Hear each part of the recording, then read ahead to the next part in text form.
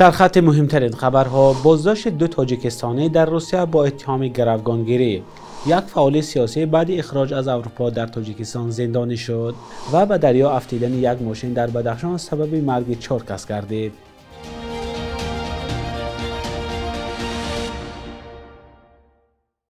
درود بینندگان عزیز، با آخرین خبرهای تاجیکستان و جهان در خدمت شما هستیم. امروز 10 ایول سال 2025 است.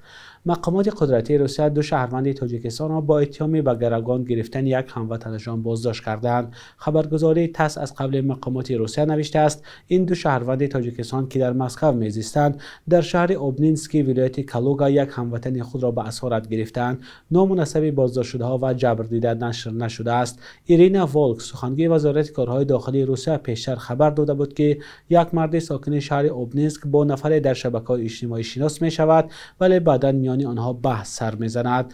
بازداشت شده‌ها از شهر مسکو به اوبنینسک آمده جبر دیده را از خانه‌اش برآورده به جای به آدم میبرند و لطوکوب میکنند. حالت شکنجه مرد در نوار ثبت شده است. علیه 2 شهروند تاجیکستان با اتهام ربودن آدم پرونده جنایی باز شده است. کودکس جنایی روسیه برای این کار از 5 تا 12 سال زندان را پیش بینی میکند. اطلاع الटरनेटिوی درباره حادثه دسترس نیست. در گذشته شکایت‌های زیادی از مهاجران تاجیک صدا داده بود که هموطنان خودشان آنها را فریب می‌دهند. دادگاه ناحیه سینا یک فعال سیاسی تاجیک را که سال گذشته از آلمان به تاجیکستان اخراج شده بود به 8 سال زندان محکوم کرده است. دلمراد ارگاشوی 40 ساله را که 13 سال اخیر در این کشور اروپایی میزیست ماه نوامبر سال 2024 به تاجیکستان بازپس فرستادند. فرهاد آدینه، فعال مدنی تاجیک در آلمان، روز 9 ایول بر رادیو آزادی گفت محاکمه دلمراد ارگاشوف روز 27 فوریه صورت گرفته است و او با گناه دعوت عمومی برای فعالیت افراطگرایی به زندان محکوم شده است. و گفته فرهاد آدینه برعکس محاکمه‌های زیاد گذشته مرافعه دادگاه دلمراد نه پس درهای بسته بلکه باز صورت گرفته است. او افزود پیوندان و وکیل مدافع شرکت داشتند ولی معلوم نیست ارگاشوف تا کجا عیبنامه را اعتراف کرده است. دلمراد ارگاشوف را به زندان شهر خوجند بردند. دلمراد ارگاشوف روز 6 نوامبر سال گذشته بعد رسیدن به دوشنبه بازداشت شده است. سال گذشته روز پیش از آن که پلیس آلمان می‌خواست او را به تاجیکستان بازپس بفرستد، دلمراد ارگاشوف رگ‌های دست و پای خود را برید، ولی پلیس همان وقت گفته بود که این کار مانع اخراج ارگاشوف نخواهد شد. سازمان‌های حامی حقوق در گذشته از حکومت آلمان خواسته بودند دلمراد ارگاشوف را به تاجیکستان نفرستد چون ممکن است آنجا برای عقیده‌های خود عذاب و شکنجه شود. کشورهای اروپا در سالهای اخیر چندین پناهجوی تاجیک را اخراج کردند که بعداً در تاجیکستان بازداشت و به سالهای طولانی زندان محکوم شدند. در پی به دریا افتیدن یک ماشین در ناحیه راشقلعه 4 نفر به هلاکت رسیدند. وزارت کارهای داخلی میگوید که حادثه صبح 8 ایول رخ داده است.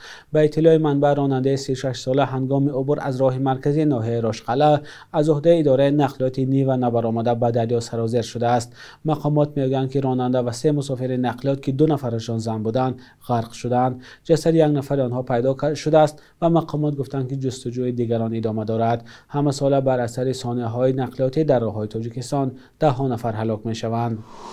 گرمی طاقت فرسا خطر غرق شوی را بیشتر می‌کند. در دوام 7 روز در ولایت ختلان 6 نفر در آبها غرق شده جان دادند. نجات بخشان میگویند که گروه آسیب پذیر کودکان و نورسان هستند و یک مشکل جدی شناوری در جایهای ممنوع میباشد. محمود جان رحمتزاده در این باره گزارش می‌دهد. این کودکان را گرمای سخت بر رودخانه انداخته است. آبی آن از دریای پنج می‌آید و سرد است. قاعده‌های آببازی را در چنین مکان‌ها منع می‌کنند، اما ساکنان میگویند که در این گرمای 55 درجه‌ای به آببازی نمی‌شود.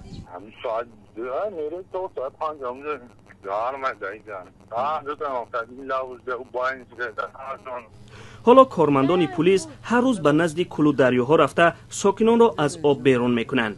این کار خود را آنها عملیات نجات می‌نامند.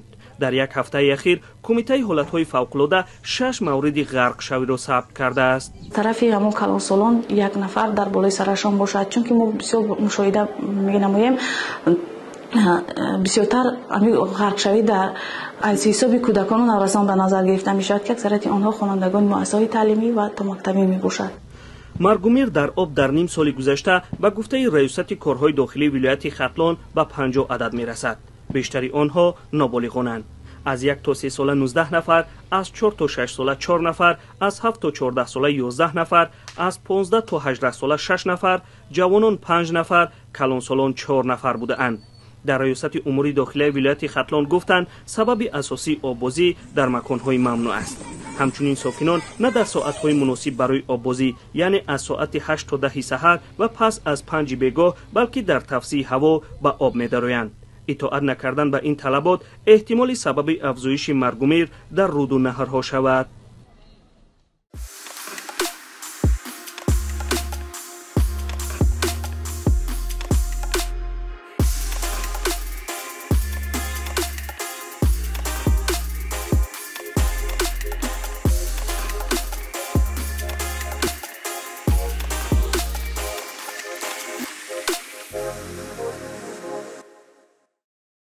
بنا به گزارش‌ها دونالد ترامپ رئیس جمهوری آمریکا در دوره اولی رهبریش به ولادیمیر پوتین تهدید کرده است که در صورت حمله روسیه به اوکراین مسکو را بمباران و زیر و زبر می‌کند. ثبت صحبت دونالد ترامپ درباره این گفتگو با رئیس جمهوری روسیه را تلویزیون CNN نشر کرد. کاخ سفید یا دونالد ترامپ هنوز این گزارش را شرح ندادند. در این صحبت در حضور دانرهای معرکه انتخاباتیش در سال 2024 و ضمن یادآوری از دوره اولی ریاست جمهوری در سال‌های 2017 2021 دونالد ترامپ گفته است که من به پوتین گفتم که اگر به اوکراین حمله کنید مسکو را بمباران و زیر و زبر میکنم، دیگر انتخابی نخواهم داشت. دونالد ترامپ در ادامه میگوید که پوتین در پاسخ به وی گفته است که به این تهدیدش باور ندارد، هرچند به قبل ترامپ پوتین به این تهدید 10% باور کرده است. درباره این صحبت ها نشریه واشنگتن پست ماه سال گذشته نوشت، اما خود نوار صوتی صحبت جای تاکنون نشر نشده بود. آمریکا به اوکراین در مقاومت به ضد روسیه با اسلحه و دیگر مهمات جنگی کمک میکند، اما گفته است هیچ قصد فرستادن سرباز به اوکراین و یا نقش مستقیم در این جنگ ندارد. بخش یک روز تاریخ است که مهمترین تحولات تاریخی در روز 10 ایول را فرا میگیرد.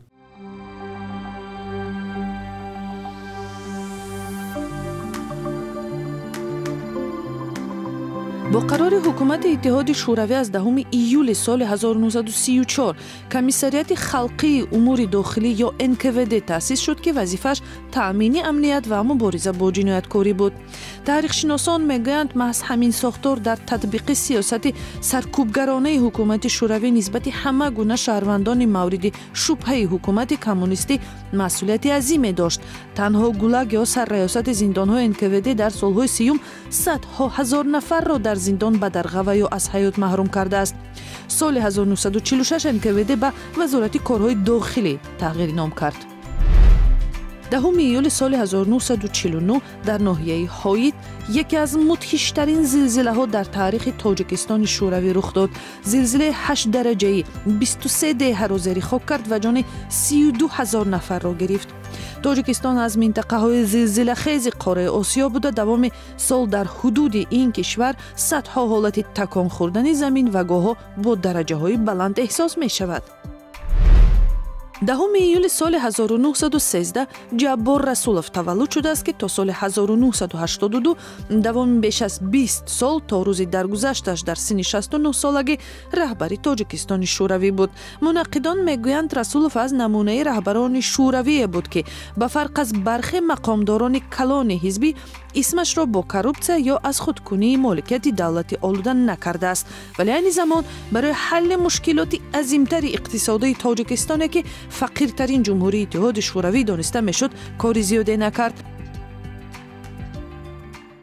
صبح امروز در بانک تجارتی تاجیکستان 1000 روبل روسیه به 122 سومانی برابر از 100 دلار آمریکایی باشد تا 965 سومانی ارزش دارد. قرب رسمی بانک ملی تاجیکستان برای 10 ایول چنین تعیین شده است.